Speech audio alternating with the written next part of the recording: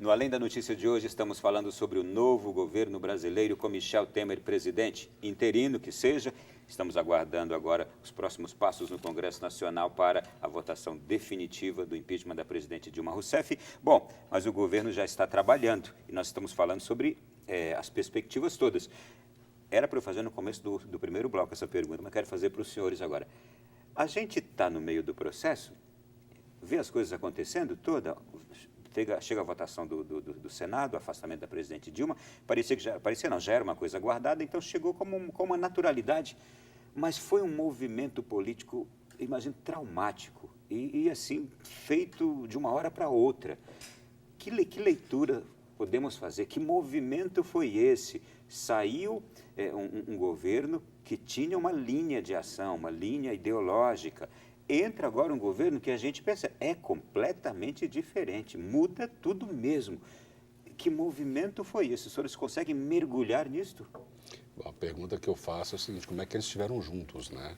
Durante muito tempo. Quase 14 anos. Participaram de uma campanha eleitoral, sempre a questão da composição, presidente, vice, PT, PMDB, sempre estiveram coligados e juntos. Mas tem que dizer o seguinte: o PMDB foi sempre o partido que emprestou a questão da governabilidade a governos desde a época de Sarney para cá. Você não tem nenhum presidente da República que comandou esse país que não tivesse a importância do PMDB dentro da sua gestão. Então, eu acho que a grande novidade é que o PMDB deixou de ser governabilidade para virar, de fato, governo, né? E aí nós vamos poder aprender, de fato, o que é um governo do PMDB. Né? Para mim, a grande mudança que a gente tem que avaliar com muito critério, porque sempre foi um partido muito de bastidor, né, de articulação. É um partido que sempre soube fazer muito bem essa intermediação entre executivo e legislativo e que agora está assumindo o papel principal com Michel Temer, né? É uma expectativa muito grande. Pucci. Eu vejo, primeiramente, eu vejo que houve aí uma gestação para chegarmos nessa mudança. O governo da Dilma não caiu ontem, não caiu na votação do Senado, não caiu na votação da Câmara. Ele estava caindo. Né? Ele estava caindo. Era um processo natural. Se eu não me engano, até acho que na última vez que eu vi aqui o seu programa, eu cheguei a falar: o defunto já está morto, o governo já acabou. Independente do resultado, eu lembro que foi antes do processo da votação da Câmara, eu falava: já acabou, o governo Dilma acabou. A diferença é se a gente vai enterrá-lo agora ou se a gente ia levar o morto, o zumbi, até 2018, porque não há mais o que discutir em relação ao governo Dilma. Então, essa queda foi sendo construída por eles próprios. Eu acho que também isso tem que ficar muito claro. É claro que a saída do PMDB precipitou a queda, mas muito por erros cometidos pelo próprio governo. Então, como colocado, estavam juntos, até se perguntando como. E o que o PT sempre tentou fazer? Destruir essa aliança. Por mais incrível que pareça, lutaram pela aliança e o partido depois tentou a todo custo destruir o seu maior aliado. Não podia combinar numa situação diferente do que essa. A crise política aliada à econômica e uma mudança até mesmo, eu vejo na forma de pensar, citamos no primeiro bloco, mudanças de ares na América Latina. Eu acho que o país também está um pouco influenciado por essa mudança de ares e de querer algo novo, além do que já estava nessa última década, que foi a administração do PT. E como é que os senhores analisam estes focos de resistência que a gente tem observado por parte de alguns movimentos ligados ao Partido dos Trabalhadores, como o MST, a CUT, esses jovens que estão se manifestando em pequenos grupos em algumas cidades brasileiras? Essa resistência vai até quando? Ela pode perdurar, aumentar? Como é que vocês analisam isso? Eu acho que ela pode se configurar numa nova oposição dentro da disputa de forças no país, né? A gente precisa também não existe governo sem oposição. Na hora que você tem um governo que não tem oposição, a tendência da qualidade desse governo é ser muito ruim, né?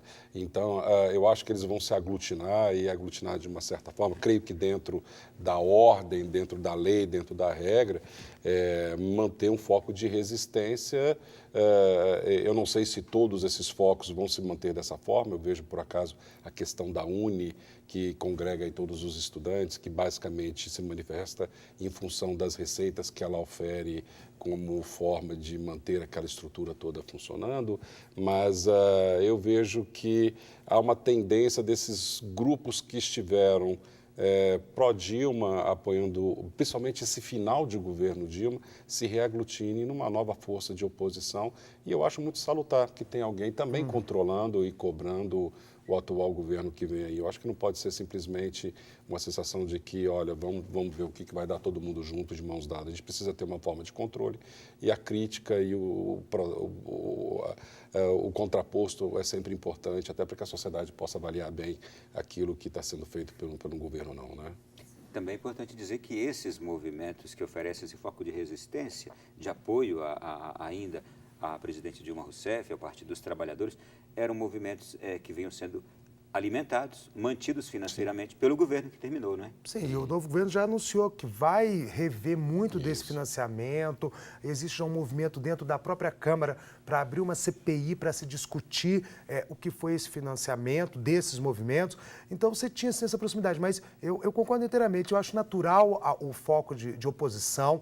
Eu não falo nem de resistência, eu falo de oposição, porque é natural. O governo sem oposição vira ditadura. E o que nós não queremos é isso. Nós queremos um país democrático que tenha uma oposição. Então, eu acho que, na verdade, esses movimentos são aquele eleitor que o Lula sempre teve, o PT sempre teve, vai ter, independente do resultado. Aqueles 20%, 30% do eleitorado que vão continuar votando, eu não tenho dúvidas disso, e que vão fazer o barulho necessário como oposição. Agora, sempre lembrando, eu acho que a gente tem que ter a consciência de que uma oposição com ordem. Você também não incendiar o país ou provocar atos que venham a prejudicar o crescimento. Como eu disse, eu acho que independente do lado que você esteja, todos queremos o crescimento do país, do desenvolvimento novamente. Então, responsabilidade, eu acho que é importante. Eu queria chegar também a este ponto.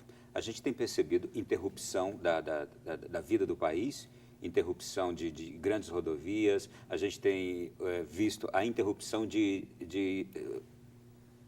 do andamento das escolas, das aulas, com mais de um mês escolas paradas, por causa de pequenos grupos de jovens que estão ali dentro. A gente tem percebido a interrupção do direito da maioria dos cidadãos de ir, vir, de trabalhar, de estudar, por causa das ações desses movimentos. Não existe um parâmetro para se tomar decisões e dizer, é arbitrário o que estão fazendo? O que vai dizer que esses grupos estão certos ou errados? Quem vai dizer? Porque, ao meu ver, o direito de uma maioria não pode ser prejudicado pelo direito de uma minoria de manifestar-se assim. Eu vejo que isso ainda é um resquício do que foi a permissividade do final do último governo. Se você observar bem, na última semana de governo, nós tivemos quase que uma invasão do Palácio do Planalto, pessoas colocando faixa nas vidraças do Palácio do Planalto, dizendo, olha, vamos resistir, uma situação, uma imagem que, para falar a verdade, é uma das mais feias que eu vejo enquanto o governo tem que sempre manter a ordem, que as pessoas gostem dele ou não. Mas isso não é só de pequenos grupos, não. A gente observa agora, por exemplo, alguns artistas, alguns intelectuais ocupando alguns espaços de trabalho por conta da queixa sobre o Ministério da Cultura, que deixou de existir, voltou a ser MEC, Ministério da Educação e Cultura. E eu vejo isso muito do contrassenso, né? Todo mundo quer uma esplanada com menos ministros, com menos ministérios, desde que corte o outro ministro, né? Desde que corte o outro ministério, né? Então, a gente está sempre muito dentro da crítica de que é ok, tudo menor, tudo mais bonitinho, mais barato, mais eficiente, mas desde que não corte o meu. E o que a gente está vendo agora, principalmente por conta dos intelectuais brasileiros que, de uma certa forma, foram financiados em seus projetos de audiovisual, projetos culturais, que receberam recursos do governo que passou e que agora estão dizendo que não, tem que ter sim, de fato, um Ministério da Cultura. Eu acho que se tem status, se não tem status, a gente tem que ter políticas para a cultura. Isso que é importante. E não vai ser ocupando um prédio, criticando de uma maneira mais acirrada, quebrando o patrimônio público, que a gente vai chegar se essa discussão é válida ou não. Inclusive, né? Foi lá no MEC que houve aquela manifestação. Eu fiquei, inclusive, muito impressionado com aquela manifestação, naquele auditório lotado, contra o novo ministro que estava chegando. Pediu uma reunião com os funcionários todos, e aí houve aquela manifestação, uma espécie de uma afronta ao novo ministro que estava ali, com aquelas palavras, aqueles gritos contrários, aquelas coisas todas. É normal ou eu que estou estranhando Não, é o resquício mesmo do que aconteceu. Por exemplo, vou citar um outro caso que eu acho que é até tão ou mais grave, que foi a nota hoje do presidente da CUT, convocado para uma reunião com o presidente, outras centrais sindicais, para discutir um tema que tem que ser discutido, não dá para a gente se furtar, reforma previdenciária. E a nota do presidente da CUT diz simplesmente que não senta para negociar com golpistas.